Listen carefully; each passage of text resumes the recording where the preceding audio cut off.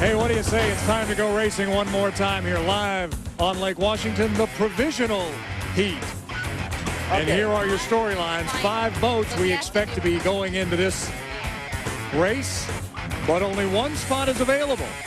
And that winner will be the trailer in the championship final for the Unlimiteds. Those are your headlines as we get set for the Provisional Heat of racing in the Unlimiteds. The Provisional Heat of the Chevy Cup at Seafair is presented for Seafair by Chevrolet, American Revolution. So here are the 5 boats scheduled to run in the Provisional. The FormulaBoats.com, the U7 boat. That's Jimmy Shane at the controls. Kip Brown's Our Gang Racing, Miss ProCraft Windows, Albert Lee LakeRidge Paving, Dave Williams from the museum. And the Miss Albert Lee, which was having a problem, we'll continue to check on that as we take a look out on the course. After the lights kind of turn things up. Wow, what a beautiful Chamber of Commerce day for Lake Washington and the boat races as we see those craft out on the water, at least some of them, with about 2.5 minutes to go. Let's take a look at the drivers in this Provisional Heat. Jimmy Shane has a couple of 3rds and a 4th place finish today, Mike. He hasn't really shown us what he's really capable of. The boat is the reason, not the driver there. But this could be a dandy opportunity for him, given the makeup of this heat, to really show us something. Bill Rocky, they know they need this to get into the championship final, right? Yeah, they need a lot more than that. The boat's not starting right now. They got the cowling off, and they're working on the engine. And right now, I don't know if Jimmy's going to be out there. Wow, not a good sign. All right, let's check in with the U17 team, the Our Gang Racing. Nate Brown's nephew, Kip Brown, at the controls. This is his 2nd race ever, his 1st time at Seafair. If he could make the final heat, even as a provisional, it would be a huge dream come true. Hey, he slammed that pedal down in the last heat, so he really ran that boat well. Here's the U25. ProCraft Windows from Ken Muscatel. Our driving forensic psychologist has had nothing but problems this weekend, Mike. Just a hard luck story all the way around. He broke steering over in the Tri-Cities. If anything could go wrong, it already has. Maybe Ken Muscatel's thinking the problems are behind us now. Let's race and show well and try to make that final. And our good friend David Williams, the author and one of the members of the Raceboat Museum here in town, he also has had a difficult time in the LakeRidge paving boat. But if he could make, again, like Kip Brown, if he could make the final at Seafair, even as a provisional, this would be huge. He looks at the sport from a historical point of view, and for him to say that he was in a Seafair final would be a lifetime dream come true. And finally, the Miss Albert Lee, the U50 boat, Brian Perkins at the wheel. Doubtful starter, not in the water at all. They had an engine blow at the end of 3B. They had to be towed back. The Blue Angels flew. The cranes had to stay down while the Blue Angels flew, which meant they couldn't use a crane to change an engine.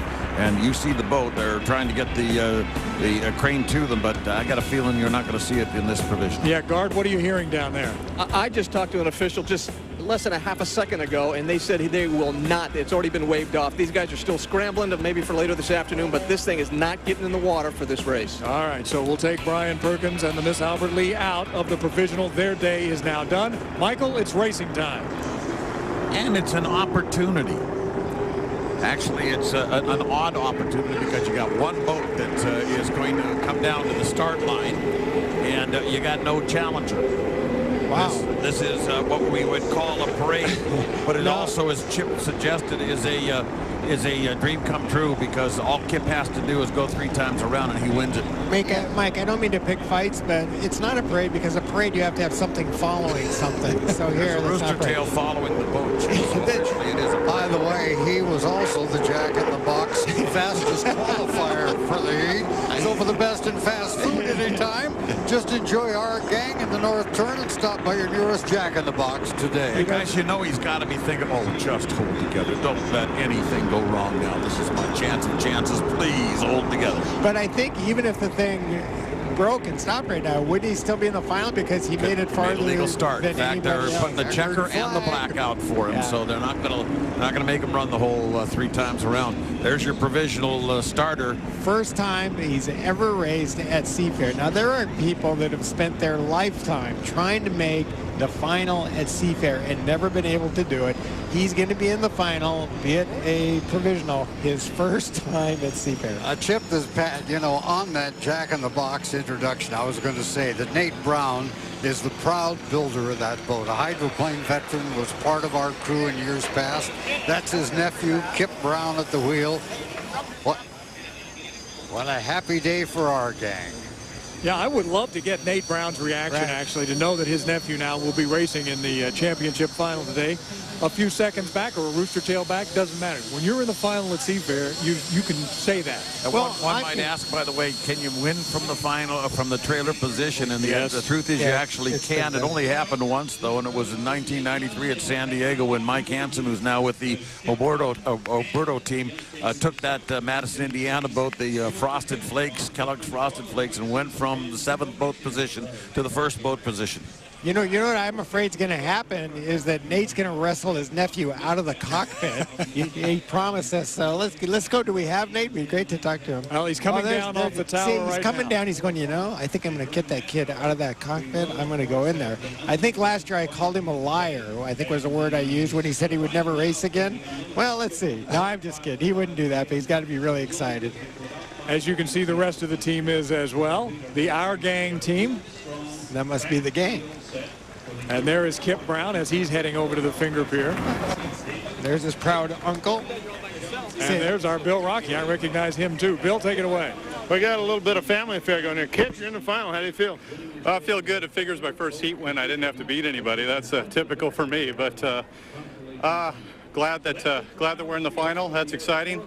And my goal for this weekend was to make it on points. Didn't quite get there.